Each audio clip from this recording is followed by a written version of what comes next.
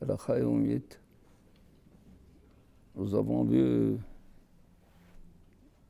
les différentes brachot qui sont spécifiques à des aliments et leur bracha est spécifique. Par exemple, les fruits de l'arbre, Boré Periaetz, fruits de la terre, Boré Periadama, Amotzi Lahem Min Haaretz. Maintenant, il y a des brachot qui concernent des produits qui ne sont ni de la terre ni de l'arbre. Ça peut être de l'eau, par exemple, tous les fruits de mer, ou bien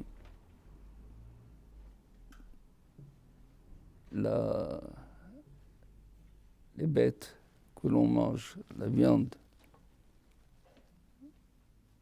Même qu'ils se nourrissent à la terre, à l'eau, à tout ce qui est là, les Hachamim leur ont donné une beracha spécifique. Cette beracha chez Akoni Abid Barou. Je voudrais vous inviter à réfléchir un peu. Quand on dit Boré Peria Etz, Boré, Beria, c'est obtenir quelque chose qui d'un néant, de rien. Boré, Feri Etz. Boré, Feri Adama, quand je crois créer du néant et le fruit de l'arbre et le fruit de la terre. Tandis que la bracha chez Akoni Abid Barou, c'est-à-dire avec la parole de Akadosh Baruch Hu, Libreu kol haolam, kol ma sheyesh, udbar piv, brouah piv,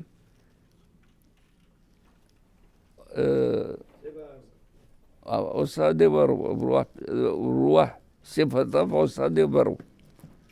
Donc הקדוש ברוך הוא, il est מתעלה même par le fait que la bracha est une bracha qui n'est pas spécifique, mais du fait qu'elle est générale, on lui a réservé une signification beaucoup plus que si on avait dit Boré. Parce que ça va aller même avant la création du ciel et de la terre, qui eux-mêmes ont été faits par Berouah Pib, Kol Sebaam, par le souffle de la bouche de Akadosh Baruch Hu, Nihiya Bidbaru. Donc il ne faut pas être mésalzel, c'est-à-dire il ne faut pas du tout dire ah c'est chez Akol.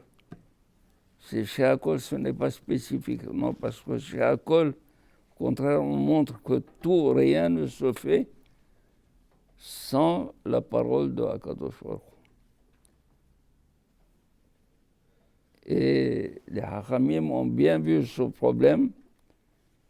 Ils ont visé cette bracha comme étant une bracha essentielle. Je vous avais dit que par une bracha, on peut remplacer une bracha par tout un livre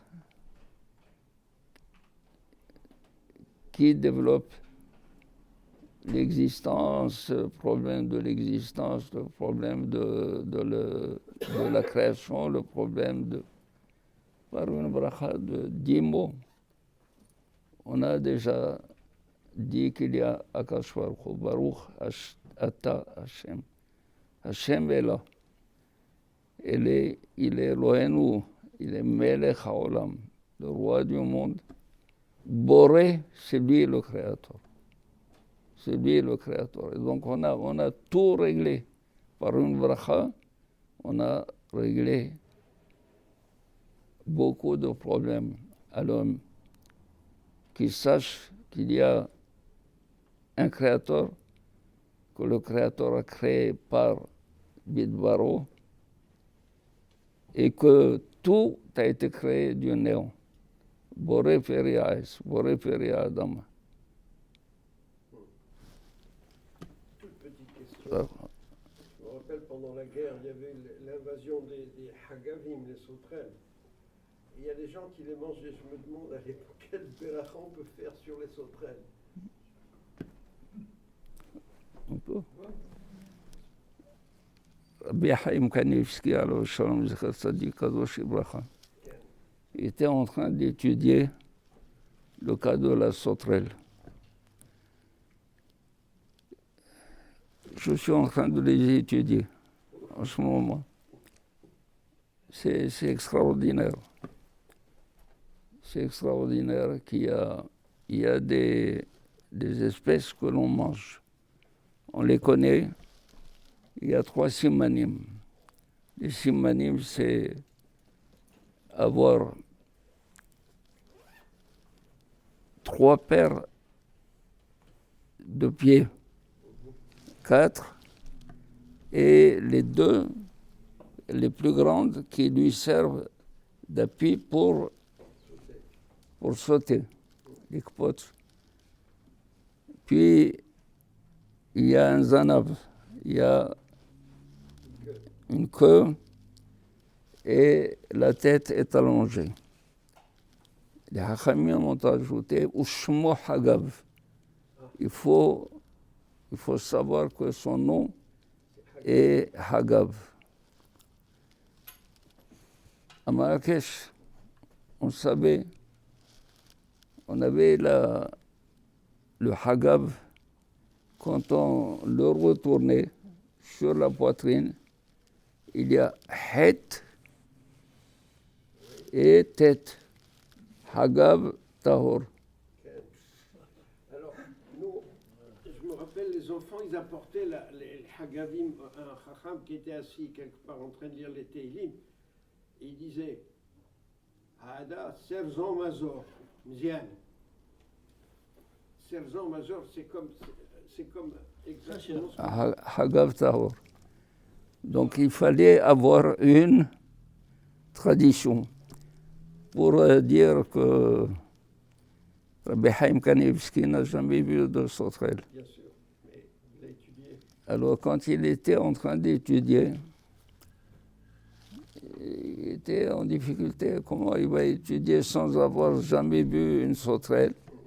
Et voilà, Mina Shamaïm, une sauterelle à sa fenêtre qui est venue. Le temps qu'il l'étudie. Allez, machallah, voilà votre question. Amen.